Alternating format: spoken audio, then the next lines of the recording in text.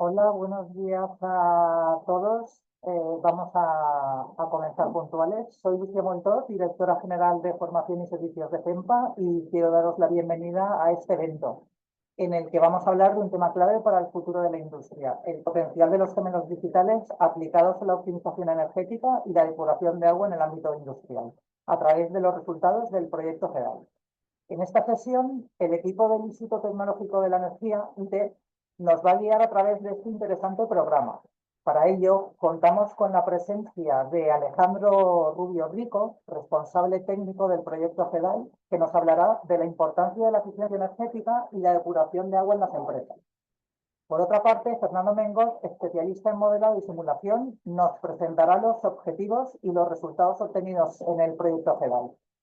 Y sin más, doy paso al equipo de ITE para que compartan con nosotros su experiencia y conocimiento. Gracias por acompañarnos en este evento y Alejandro, cuando quieras. Vale, perfecto. Muchas gracias, Lucía.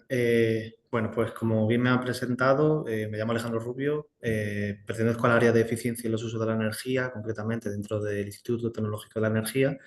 Y bueno, nosotros desde el instituto llevamos a cabo una especialización progresiva en lo que vemos que es una de las tecnologías más prometedoras dentro del ámbito de la mejora de la eficiencia energética y en general de la sostenibilidad de las empresas, que sería el gemelo la línea de trabajo de gemelos digitales, por así decirlo. Bueno, este proyecto GEDAI, que agradecemos un montón a FEMPA esta difusión que nos ayudan a darle, eh, básicamente bueno, la presentación de hecho, que se centra un poco en los resultados del proyecto, la vamos a estructurar en dos partes, que ya ha ido adelantando un poco Lucía, que una primera parte nos vamos a centrar, o voy a introducir yo, la importancia de la eficiencia energética y la depuración de agua en empresas, básicamente para contextualizar el cómo nosotros guiamos las herramientas que disponemos a las empresas y el trabajo que hacemos con ellas en base no solo a unos criterios de solucionar problemas concretos, que sí que es una de las cosas que consideramos más importantes, identificar un problema y resolverlo, sino también darle un contexto estratégico, porque aquí pues el gestionar eh, pues el avance tecnológico, porque al final eso tiene una gestión, la gestión de la innovación y demás tiene mucha importancia que esté alineado con el panorama presente, pero también sobre todo futuro.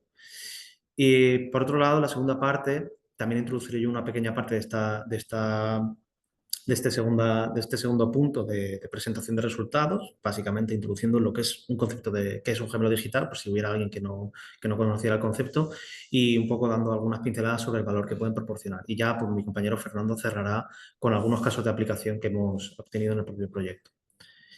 Bien, y bueno, sin más, empezamos un poco con el primer punto. Y básicamente aquí vemos pues un overview al final nosotros lo planteamos como tres dimensiones fundamentalmente. Dimensión de la energía, dimensión del agua y dimensión del clima. Tres dimensiones a nivel normativo y aquí en este caso pues cito algunas de las normativas más importantes o de referencia, no las únicas, eso hay que decirlo. ¿Se me escucha? Espera. Vale, esperad un momento porque ¿se me escucha ahora bien? ¿Se me sigue escuchando? Vale, es que tenía un problema con los auriculares, se me han desconectado, pero bueno, no hay problema. Eh, el primero de en el ámbito digamos, de la energía, pues seguramente el plan que más importancia tenga sea el plan REPowerEU, que básicamente lo elabora Europa a raíz de la invasión de Rusia a Ucrania, donde básicamente se pone en evidencia que desde Europa tenemos que relocalizar nuestras fuentes de energía, no depender tanto de factores externos y fuentes externas y sobre todo de combustibles fósiles que no tenemos tanta disponibilidad en España y en Europa en general. Y luego pues también tenemos que hacer un sistema más resiliente y tanto desde el punto de vista de la generación, es decir, de las renovables, como desde el punto de vista de los consumidores. Y desde el punto de vista de los consumidores y de cómo se integran dentro de esta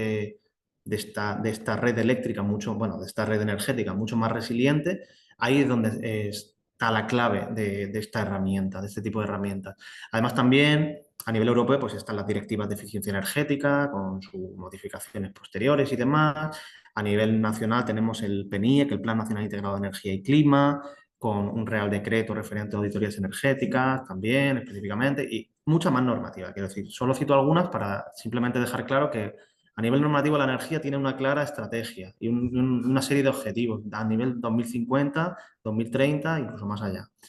A nivel del agua, sin ser yo tan especialista en esto, tampoco voy a entrar en tanto detalle, pero bueno, sí que hay una serie de directivas marco, una serie de planes, bueno, el propio plan hidrológico, que desde hace muchos años marca la política hidrológica en España, pero también, por ejemplo, hay un plan interesante, el Plan Nacional de SEAR, donde dentro de una serie de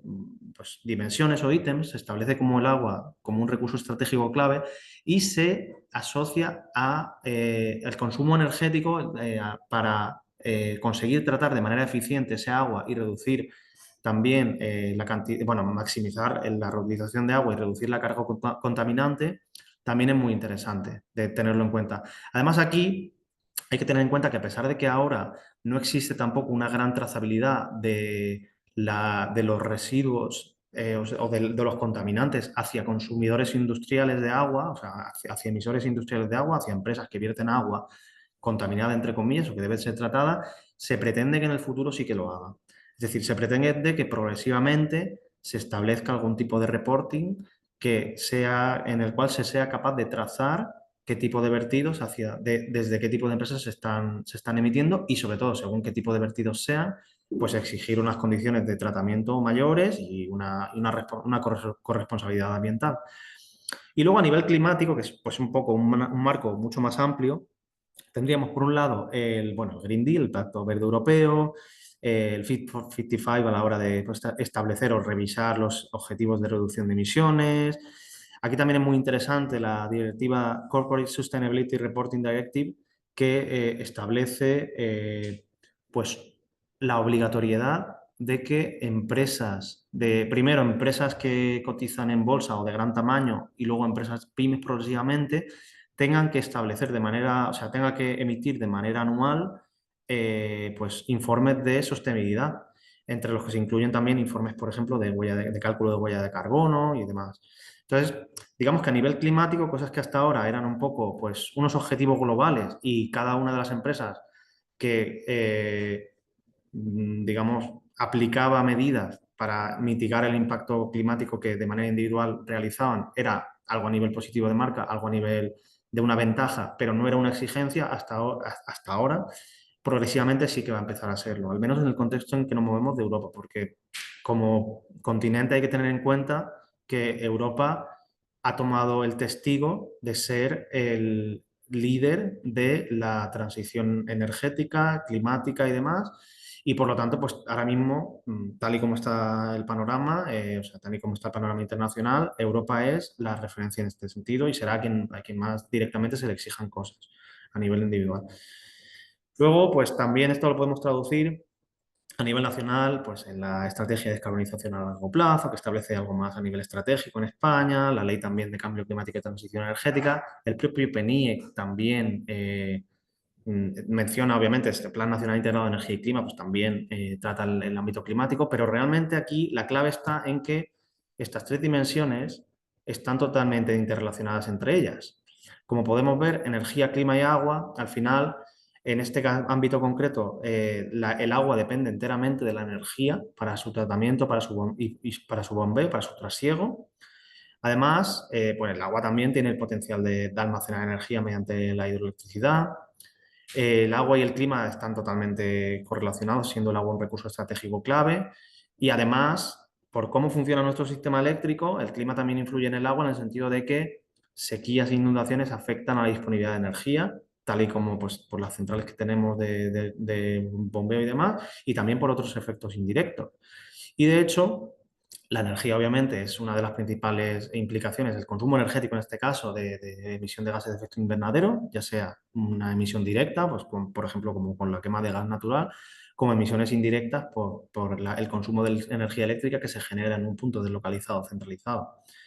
Y además, el clima afecta en el sentido de pues, una disponibilidad cada vez menor, que previsiblemente a nivel estratégico será cada vez menor, de energía no fósil. El cómo de energía fósil, perdón. Entonces, el cómo el clima va variando va a afectar a un sistema que depende cada vez más o tiene un mayor porcentaje de energías renovables,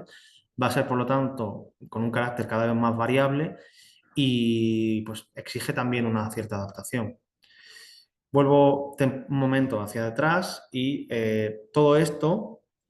toda esta serie de dimensiones, al final se establecen montones de objetivos que básicamente se reducen en objetivos de reducción de emisiones de gases de efecto invernadero, objetivos de mejora o de porcentaje de aportación renovable sobre el uso final de la energía. La eficiencia energética también se incluye dentro de los objetivos, sin entrar tanto en el detalle de los números, que no me interesan tanto y que son, por supuesto, debatibles, pero digamos que a nivel ya de la normativa sí que hay menciones concretas a aplicaciones que lleven a un objetivo concreto. Reducción de la dependencia energética, del consumo de energía primaria, la obligatoriedad de realizar auditorías energéticas, que ya está presente para grandes empresas desde hace bastantes años. Bueno, uno de los objetivos más polémicos y complicados de alcanzar porque exigen realmente un escenario muy favorable de implantación de medidas, que sería lograr la neutralidad climática para 2050,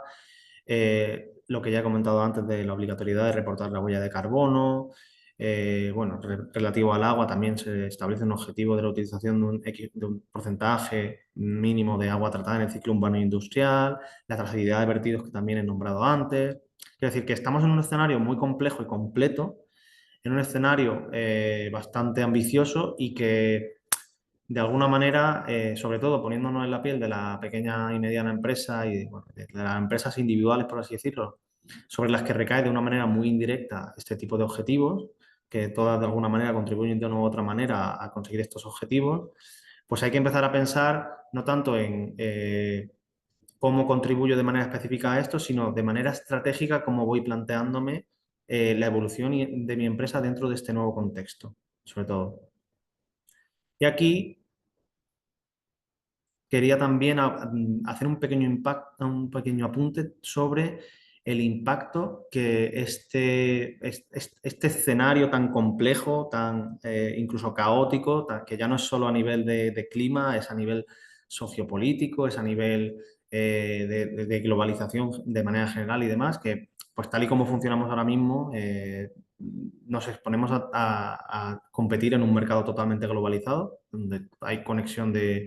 ya sea por Internet y ya no solo por eso, sino de manera general, hay conexión de todos los países con todos los países, hay exposición prácticamente global y todas las empresas potencialmente pueden tener esa exposición global, pues hay también un impacto en el tejido industrial español y valenciano que, pues, por un lado, a nivel de normativa, pues,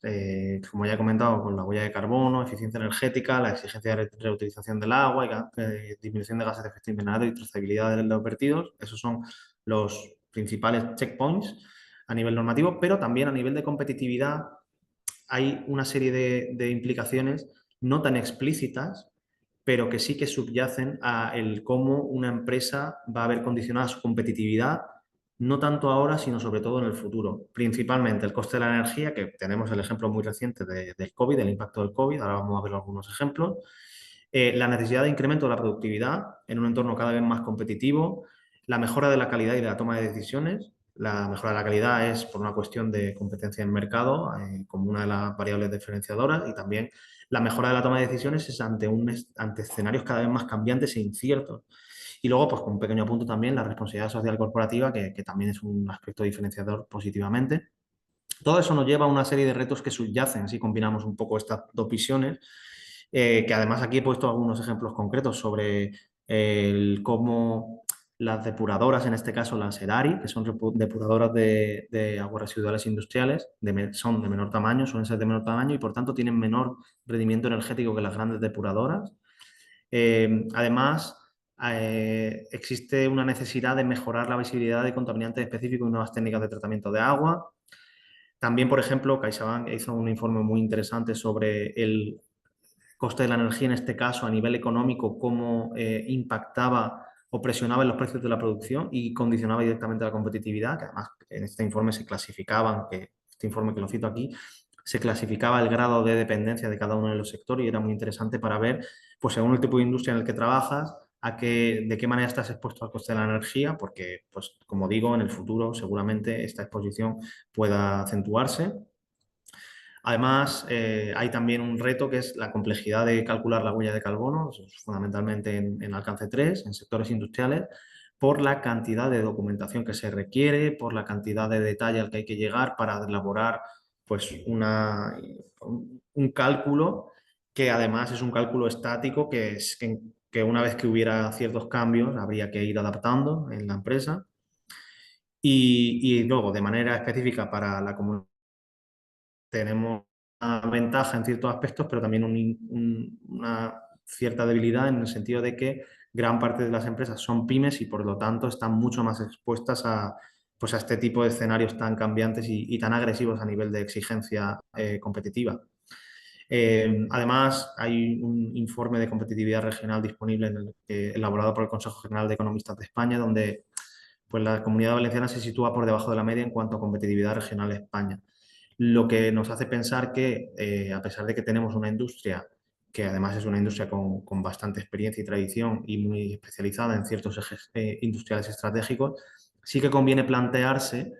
pues como ya no solo hablando de lo que nos exigen a nivel normativo, sino hablando de la supervivencia de mi empresa, me planteo cómo puedo yo sobrevivir e incluso crecer en un entorno tan exigente. Y eso conviene planteárselo de manera muy directa. Y además, pues aquí, por ejemplo, tenemos un mapa de a nivel de consumo energético, cómo se distribuyen las empresas, qué tipo de empresas son las que presentan mayor consumo energético en la Comunidad Valenciana y un poco pues, a nivel geográfico cómo se distribuyen. A modo un poco pues, de curiosidad, pero bueno, que básicamente sí que se pueden identificar sectores concretos dentro de los cuales, pues, por ejemplo, el sector de la metalurgia, la alimentación, la industria química, el papel, pues son industrias que están muy expuestas al consumo de energía y por ende al coste de la energía. Y luego aquí está, a mí esta diapositiva me gusta mostrarla porque básicamente en su momento me dedicaba a ir haciendo capturas de todas las noticias que había sobre empresas que se veían tan directamente afectadas por el aumento del coste de la energía que hubo a raíz de la crisis bueno, sobre todo por el aumento del coste del gas natural en ese caso, y cómo pues algunas veces se intentaba repercutir al consumidor de alguna manera, pero en muchas ocasiones pues directamente se ha llevado a cierre de plantas, a reestructuraciones, no sé, a entrar en planes de intentar de alguna manera paliar pues el impacto tan grave que tiene este tipo de cosas. Quiero decir que es algo que desde nuestra experiencia, el coste de la energía, el considerar la energía, el consumo energético como algo estratégico dentro de la empresa, desde nuestra experiencia, solo aquellas empresas que de verdad habían visto, o sea, que de verdad tradicionalmente pues tienen un porcentaje considerable del coste energético dentro del escandallo de costes, son aquellas que llevan aplicando medidas de mejora energética. Gran parte de las empresas que no es así, pero que sí que se ven afectadas por ejemplo, el aumento excesivo del coste del gas natural, gran parte de esas empresas es ahora, una vez que ya digamos, se ha tenido ese impacto de un aumento, digamos, no progresivo, sino un aumento directo y muy rápido de costes, ha sido a partir de ahí cuando se han planteado establecer medidas de mejora de eficiencia energética. Pero no solo, o sea, más allá de instalar paneles solares, que ahora mismo, por ejemplo, es algo muy claro, con un retorno muy directo, más allá de instalar una fotovoltaica en tejado, que eso había empresas que lo hacían ya o había otras que no, dependía un poco también de la voluntad individual, sino estamos hablando ya de plantearme cómo en mi día a día puedo mantener y sostener un ahorro energético que tenga sentido y que sea sostenible en el tiempo, sobre todo. Aquí esto lo enlazo con la idea de la eficiencia energética como factor competitivo. ¿Por qué? Porque primero hay que tener claro que cuando hablas de eficiencia energética, que de hecho uno de los puntos que hablaba de los objetivos a nivel normativo era la eficiencia energética, mejora de la eficiencia energética. ¿Pero qué consideramos como eficiencia energética? Sobre todo a nivel objetivo,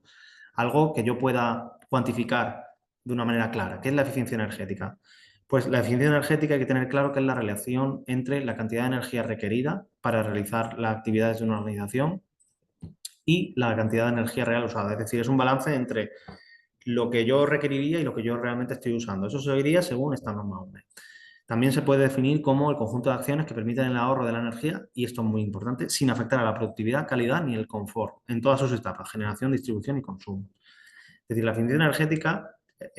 también incluso, me gusta mucho esta definición porque mete también la definición de competitividad. Es decir, eficiencia energética en el sector industrial se define como un instrumento para alcanzar ventajas competitivas, además ligadas a ganancias de productividad,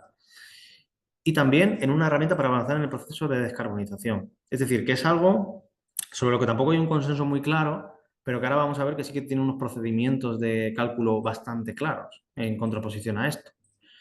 De hecho, a mí, a nivel didáctico, me gusta pensar en la eficiencia energética como un iceberg, que básicamente tenemos una serie de acciones más directas, más claras, más digamos, de un checklist que yo puedo ir verificando o no en cada caso, verificando si las puedo aplicar o no, donde además le puedo calcular un ahorro mucho más evidente, pues por ejemplo las típicas acciones de cambiar las bombillas por bombillas LED, que tienen un retorno bastante directo por el coste de la tecnología, por el impacto de hacerlo. Las típicas medidas de aplicar, pues, por ejemplo, análisis de fugas de calor, análisis termográficos para detectar problemas de aislamiento, el típico cambio de compresor, del compresor alternativo por un compresor rotatorio de tornillo que se adapta mejor a la demanda, que también luego tienes que entrar en, según la demanda que tenga de aire comprimido en tu planta, según el sistema optimizado que lo tengas, el nivel de fugas que tengas, y según el coste del compresor concreto que vayas a poner, pues tienes que analizar el tiempo de retorno que tienes, ¿vale? Pero que son medidas muy claras. Esa sería la parte superior del iceberg, ¿vale? Es lo que es más evidente. Pero también la eficiencia energética conlleva una serie de acciones subyacentes, que serían la parte inferior del iceberg, todo aquello que no se ve, que potencialmente pues, tiene mucho más ámbito de trabajo, no está tan estratificado, pero que sí que tiene mucho ámbito de trabajo y donde ya entramos en cosas mucho más complejas. Primero porque está muy directamente ligado a la productividad industrial. Optimizaciones de layout incluso, optimizaciones de maquinaria, secuenciación de los productos para cuadrarlos con digamos, etapas favorables de la factura para, de alguna manera, tener un menor consumo, una menor curva de consumo o mejor ligada a, por ejemplo, momentos en que tenemos más disponibles fotovoltaicas en función del coste energético de cada producto. El hecho de, no tanto de medir, porque medir en sí mismo no proporciona mejoras de eficiencia, pero sí que de tomar mejores decisiones empleando KPIs muy bien seleccionados, indicadores de rendimiento muy bien seleccionados y un sinfín de medidas que en el fondo nacen de la propia operativa de la planta, no tanto de un cuaderno que yo voy a ir revisando y voy a ir comprobando que cumplo o no una medida concreta. Y eso es interesante porque nos muestra que hay mucho potencial de mejora, más allá de lo que típicamente se piensa, en cada una de las plantas, y que también depende un poco en muchas ocasiones, de hecho, la eficiencia energética subyace en el conocimiento que quien está en su día a día en la planta ya tiene. Solo que hay que hacer evidente esas mejoras y sobre todo cuantificarlas y verificarlas. Y aquí es donde entra el ámbito de, pues ya un poco lo más estandarizado a lo que podríamos ir, de la definición de eficiencia energética, que básicamente, pues, por ejemplo, el protocolo IPMVP, que es el que yo referencio aquí,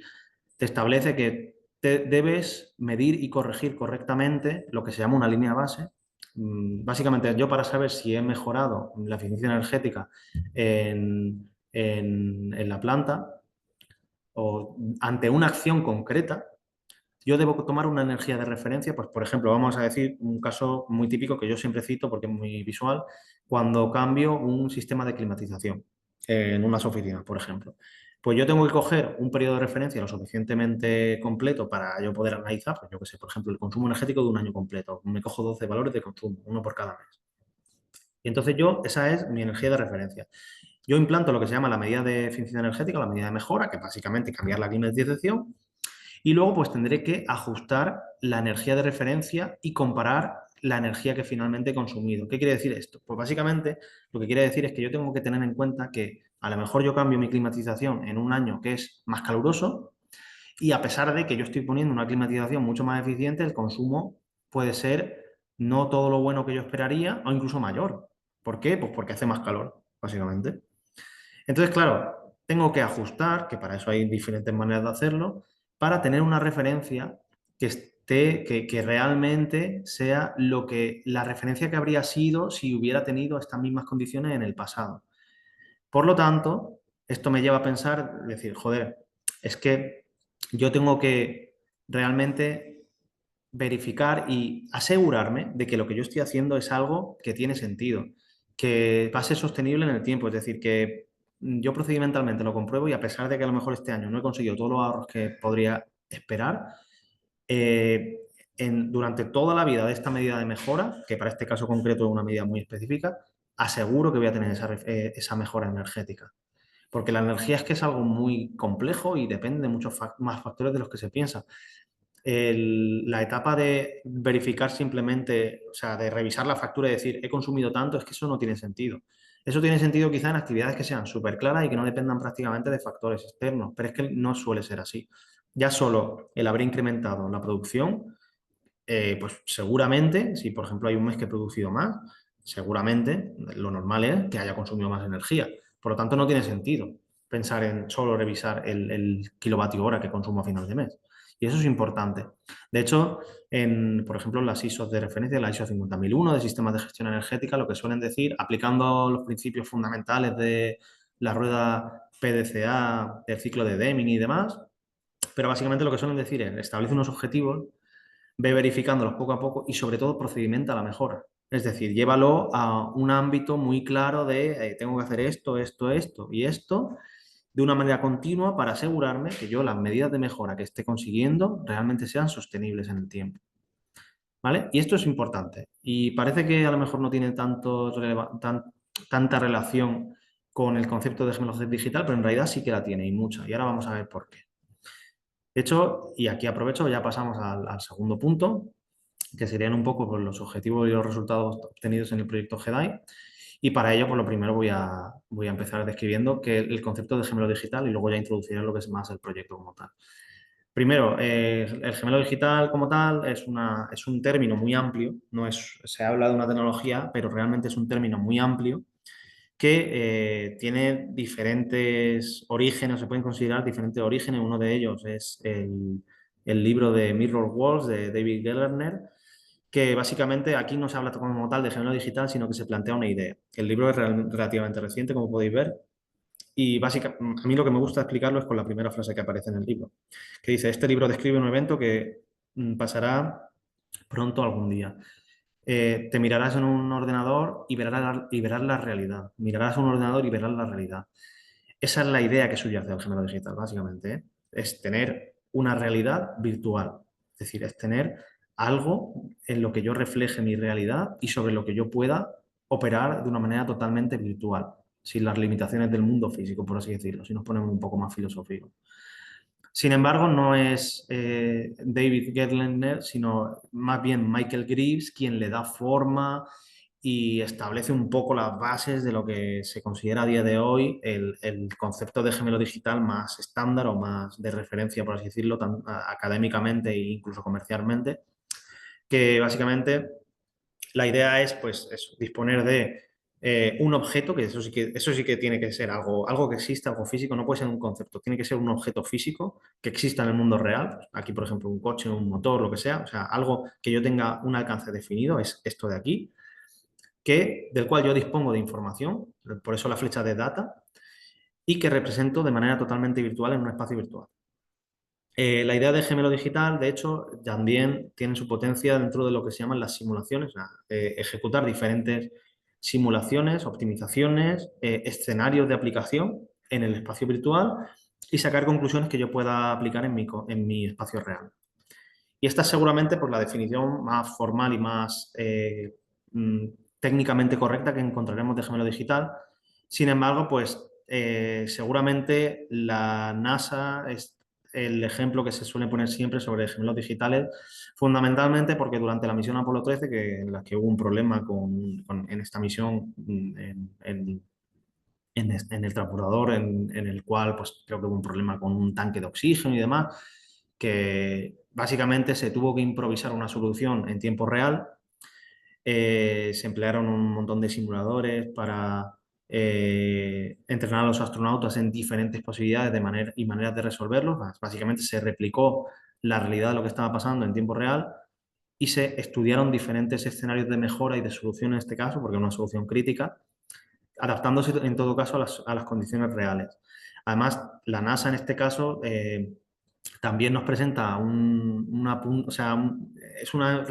entidad de referencia en el ámbito tecnológico y por lo tanto asegura una alta fidelidad del modelo para ejecutar predicciones muy precisas, que será una también de las claves de un buen gemelo digital. Eh, este es un ejemplo muy citable de lo que podríamos considerar un gemelo digital, pero realmente la NASA como tal lo incorporó dentro de su vocabulario y ya no solo dentro de su vocabulario, sino dentro de sus procedimientos y sus herramientas, por así decirlo, de mejora, sus objetivos de mejora, el desarrollar lo que llaman Digital Twin, el gemelo digital, como tecnología y como concepto, que engloba una serie de tecnologías más bien. Pues, por ejemplo, aquí en la parte derecha de la diapo pongo un ejemplo de lo que llamaban Virtual Digital Fleet Leader, que pues, ellos dentro de sus planes tecnológicos, sus mapas tecnológicos de mejora, definían lo que era un gemelo digital y en qué ámbitos concretos deberían mejorar, o sea, deberían trabajar para mejorar la tecnología como tal de gemelo digital. Y aquí, claro, cabe preguntarse, la idea pues ya está más que clara, el replicarla virtualmente, pero claro, a mí esto, ¿qué ventajas me proporciona a nivel de sostenibilidad y eficiencia energética? Y aquí es donde nosotros desde ITE tratamos un poco de darle el mayor potencial posible a esta tecnología, porque básicamente vemos que tiene potencial de aplicación en toda la cadena de valor del dato energético para la mejora permanente y sistematizada de la eficiencia energética y la sostenibilidad operativa en plantas manufactureras, como pongo aquí. Es decir, está muy enlazado con esta necesidad de que los ahorros energéticos sean algo mm, recurrente, algo que sea estable en el tiempo y que además mejore mi competitividad de manera permanente y que tenga además no solo que sea una mejora energética, sino que tenga en cuenta el contexto total, más amplio posible de la palabra, tanto a nivel operativo como a nivel de la sostenibilidad de la empresa y el impacto que tiene en un contexto totalmente global, lo más global posible. Algunos ejemplos de ventajas que proporciona esta tecnología, por ejemplo, predicción de consumo energético y coste, unas predicciones además que serán de una mayor fiabilidad porque se asientan sobre un modelo bastante más complejo de la planta que otro tipo de técnicas, por ejemplo. También como una herramienta para soporte a la toma de decisiones de mejora energética. Por ejemplo, si voy a adquirir una nueva máquina, por ejemplo, os digo un caso concreto de aplicación que tuvimos nosotros, en una línea que tenía una serie de cuellos de botella, se introduce una nueva máquina para mejorar un poco el rendimiento productivo, pero no se tiene muy claro el impacto energético de esa máquina, porque bueno, obviamente se va a introducir una máquina dentro de una línea para minimizar un cuello, o sea, para eliminar un cuello de botella, va a consumir más energía porque va a haber una máquina más que antes no estaba, pero claro, a nivel de lo que interesa, que es kilovatio hora por pieza, es decir, de las piezas que yo voy a producir de más porque me voy a eliminar el cuello de botella, pero realmente el consumo energético, ¿cuál va a ser? Eso fue un ejemplo muy concreto de soporte a la toma de decisiones. Pues mira, el kilovatio hora por pieza es superior o es inferior. ¿Te conviene o no te conviene esta máquina a nivel energético? Claro. Optimizar el layout de planta, porque los gemelos digitales tienen una componente física muy importante, tienen un 3D detrás normalmente, aunque no es exclusivamente necesario, pero tienen un 3D detrás, que implica también que consideren la espacialidad, optimizar los flujos energéticos a nivel de no solo un balance, sino realmente una simulación, optimizar la secuenciación productiva, qué ocurre si modifico un poco mi plan de producción de lotes de esta manera o de esta otra, considerando el impacto de cada lote. El cálculo de huella de carbono, que enlazando con lo que había presentado previamente al principio de las diapositivas, o sea, a nivel normativo, si se empieza a exigir una obligatoriedad del reporte de huella de carbono, el gemelo digital me permite, es una vía mucho más rápida para conseguir esa información sobre huella de carbono e incluso inferirla a partir de información que sea más fácil de tener disponible en planta. Y bueno, luego también, por ejemplo, Una de las aplicaciones que hemos visto interesantes es el cálculo de KPIs en plantas con bajo o nulo nivel de digitalización, en el sentido de pues, que hay muchas plantas que no están digitalizadas, de las cuales sí que se pueden crear gemelos digitales, porque hay muchas maneras de crearlo. No es necesario estar atado a un pool de datos extensísimo, es deseable, pero no es estrictamente necesario. Y por lo tanto, para ese tipo de plantas se pueden calcular estos indicadores de manera más sencilla. El concepto es este, de gemelo digital de un proceso productivo. Tendríamos el espacio real y el espacio virtual. Esto, por ejemplo, lo planteamos en GEDAI, donde yo aplico una serie de medidas y yo como usuario... Uy, no me carga bien la diapo, no sé por qué. Ahora sí. Yo aplico en un espacio real una serie de medidas de mejora energética, medioambiental, productiva y demás. Tengo un espacio virtual donde voy a evaluar esas medidas y sobre la base de datos del proceso yo recibiré un feedback e incluso podré darle un input como usuario pues, para modificar esa medida, para modificar incluso el propio modelo, considerando adaptaciones de mi planta, etcétera, etcétera. Pero que hay un bucle de feedback muy interesante, sobre todo a nivel de energía y producción, que nosotros vemos de mucho valor en esta tecnología. Y luego, pues esto lleva obviamente a la optimización operativa, que al final la optimización energética de la planta también debe revertir de alguna manera en la optimización operativa, de una u otra manera, desde nuestra visión. De hecho, dentro de la estrategia de explotación, pues, podríamos clasificar las aplicaciones de gemelo digital en una aplicación de predecir, diagnosticar y optimizar, que son tres dimensiones de cosas que podemos plantear para mejorar el gemelo digital. Pero al final todo se centra en un ciclo en el cual se detectan una serie de oportunidades y se analiza el impacto, se implantan las soluciones, que eso ya sería lo físico, es decir, cuando yo he analizado ese impacto ya tengo algo bastante claro sobre qué puedo esperar aplicando esta medida en concreta. Entonces ya implanto la solución, luego puedo optimizar la operativa cuando ya se ha implantado esa solución concreta y diagnosticar incluso nuevas soluciones. Es decir, es un ciclo completo en el cual, pues que ahora lo veremos también, la planta física y la planta virtual van un poco de la mano. Y en el proyecto, de hecho, se ha desarrollado una metodología que básicamente en la primera fase se trata de identificar el problema, digamos, identificar la necesidad concreta de la empresa, porque no es cuestión de hacer solo una réplica de una planta, sino de hacer un modelo que se centre en aspectos concretos que a mí me interesen de la planta. En una segunda fase en el proyecto se plantea un desarrollo y validación de ese modelo, caracterizando el comportamiento, haciendo una serie de prototipos iterativos, siempre teniendo muy en cuenta la necesidad final de la empresa. Y luego, pues ya una tercera fase es la implantación del propio modelo, poniéndolo operativo y ya sea como un servicio concreto de análisis, es decir, de analizar una cosa concreta, ya sea como algo que esté operativo todo el rato en paralelo al funcionamiento diario de la empresa. De hecho, el proyecto GEDAI, que su nombre completo es Mejora del Rendimiento mediante el despliegue de gemelos energéticos digitales y productivos de aplicación a la cadena de valor de binomio, de tratamiento de agua, etcétera, etcétera. El objetivo al final que tenemos es mejorar el rendimiento productivo y disminuir el consumo energético, la huella de carbono y la huella hídrica. Es decir, es un triple objetivo que está muy enlazado con las tres dimensiones que comentaba de energía, agua y clima, de una manera transversal y en procesos con efluentes de agua industrial y de depuración asociada,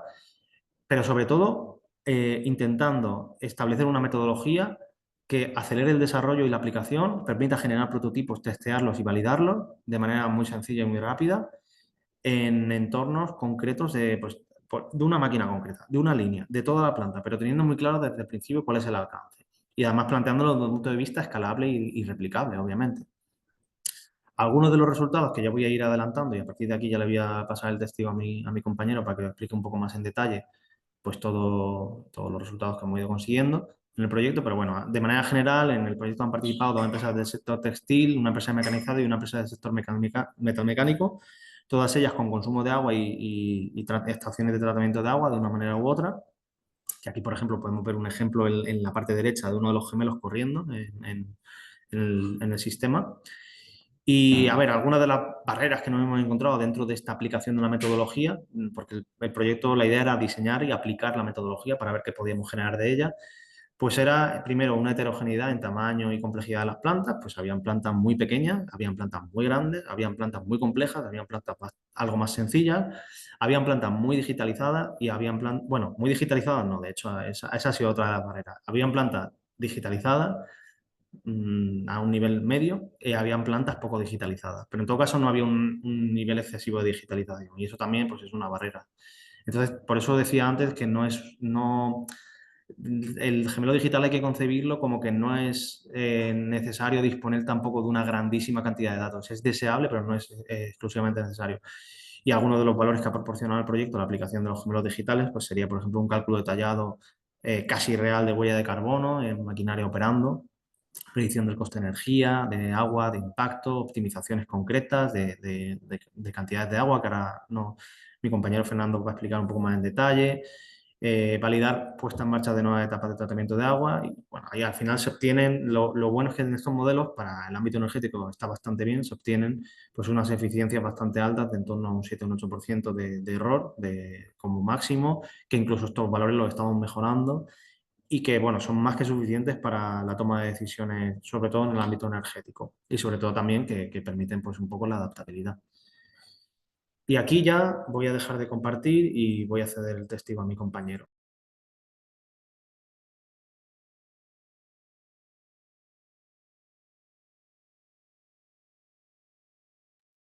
Hola a todos, creo que ya se ve correctamente mi pantalla. Yo soy Fernando Mengot, soy miembro de Elite y como Alejandro y soy desarrollador de los juegos digitales y voy a llevar a cabo un poco la parte más práctica de la teoría que viene a explicar Alejandro.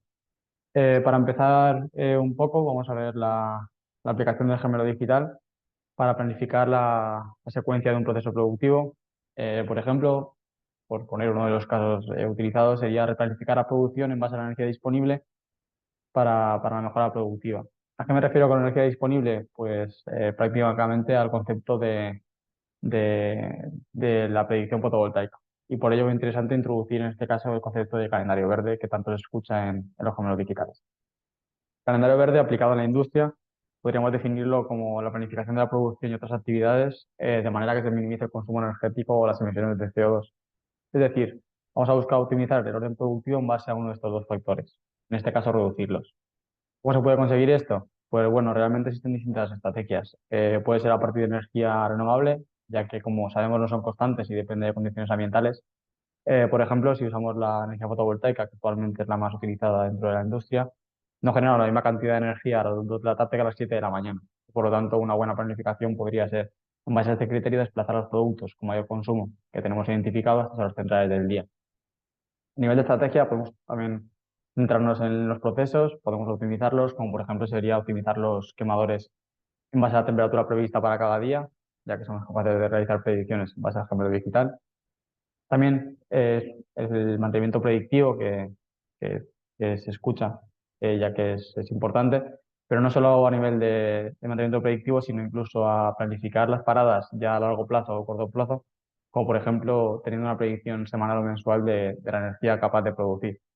incluso la carga de trabajo. Y por ejemplo, también podríamos irnos a la gestión de la carga productiva, ya que podemos evitar sobrecargar de la máquina en ciertos periodos y sabemos cómo va a ser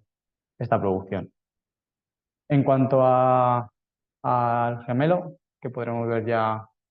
corriendo en la parte de la derecha, antes de todo comentar que los datos han sido modificados para proteger las empresas colaboradoras en este proyecto, pero sí que mantienen resultados representativos de lo que queríamos enseñar. Para situarnos un poco en contexto, pues estamos en una empresa textil que cuenta con instalación fotovoltaica, tiene flexibilidad productiva. Es una flexibilidad productiva a corto plazo, que lo que quiere decir que permite variar el orden de los productos siempre y cuando al final del tiempo previsto seamos capaces de producirlo. El objetivo, por tanto, en este caso es optimizar el orden productivo para reducir el consumo de energía de red, por lo tanto las emisiones de CO2, ya que el consumo total no va a variar porque los productos se van a realizar de la misma manera.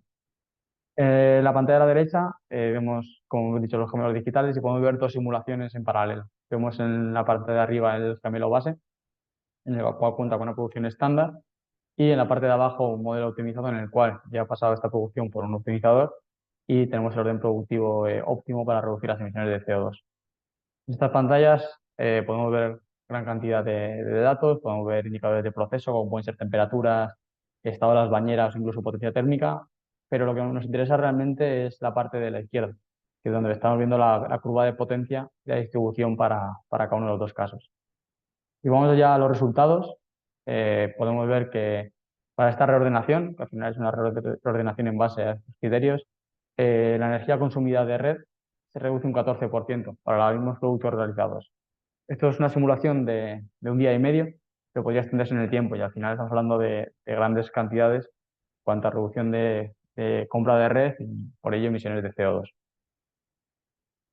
Y vamos al segundo caso. El segundo caso de aplicación se centra realmente en un tema o concepto que actualmente está muy presente para todo el mundo, que es el gasto y uso de agua.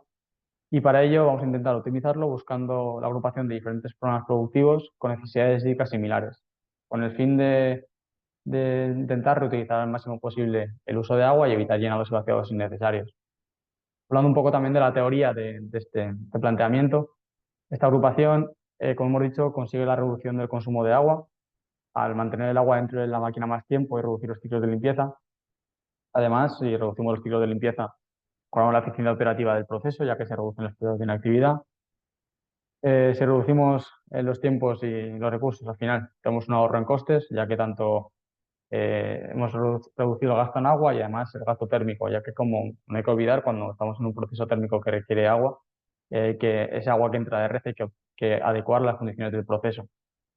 Y por último, todo esto se reduce en un menor impacto ambiental, ya que el consumo de agua se reduce, pues al final tenemos unos productos más sostenibles. Tenemos ya también en este modelo en esta pantalla del gemelo corriendo.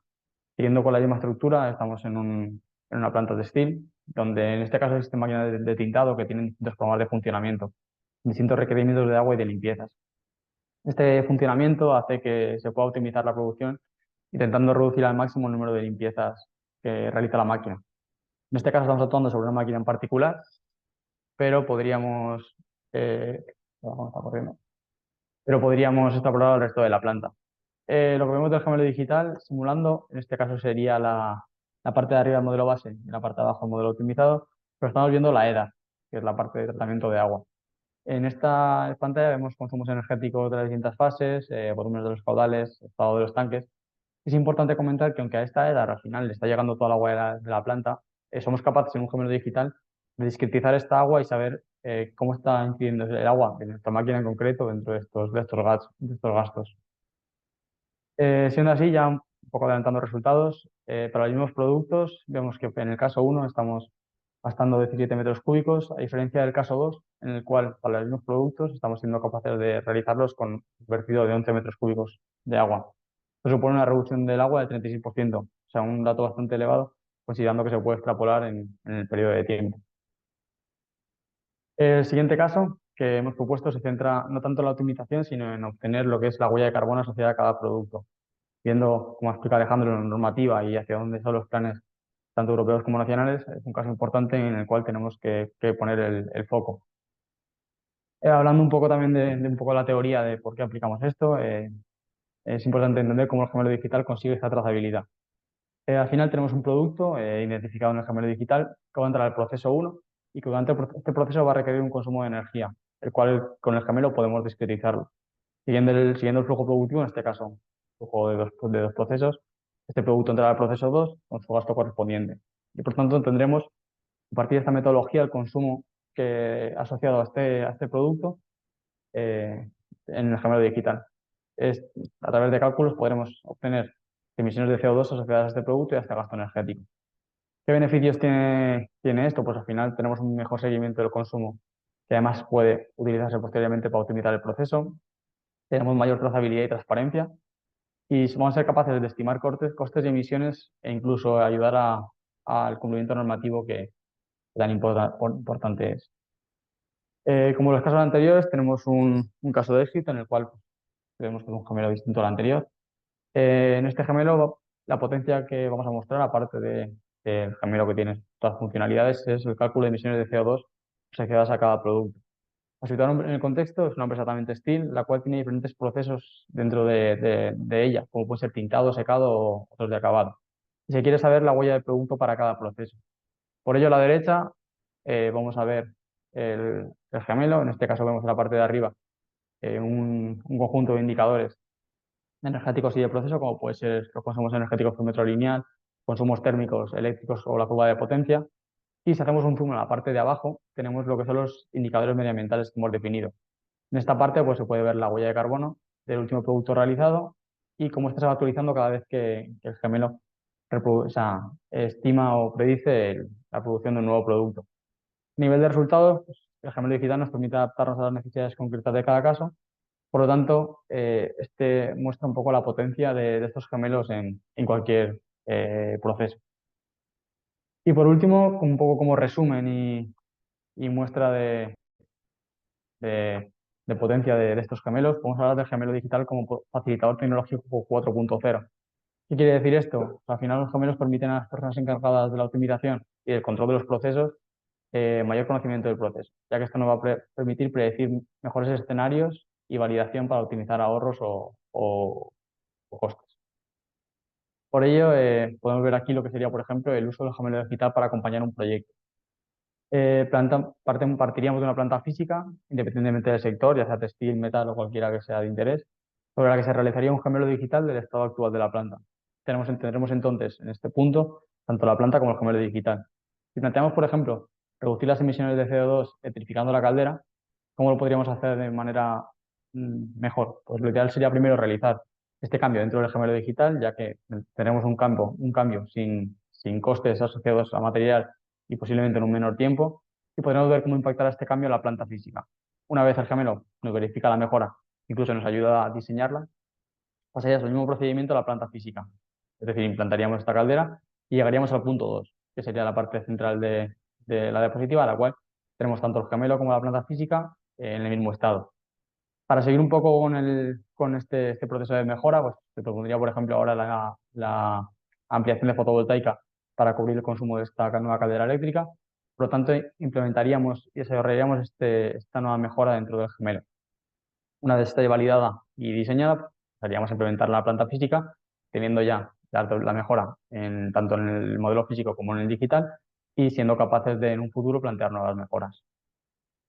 Por último, también para destacar el papel de ITE dentro de otros proyectos, tenemos los proyectos INDI, donde el objetivo al final es acercar las tecnologías digitales a las empresas, como las que hemos mostrado actualmente, y esto es posible gracias a la integración dentro de la red europea de las EDIs, que al final pues, son hubs europeos de digitalización y innovación, donde estamos activamente trabajando con varias empresas.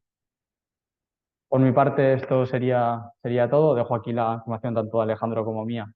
por si queréis en algún momento contactar con nosotros o hay alguna duda. Y aparte, pues tenemos el chat disponible por si hay una pregunta que podemos responderos ya aquí en directo.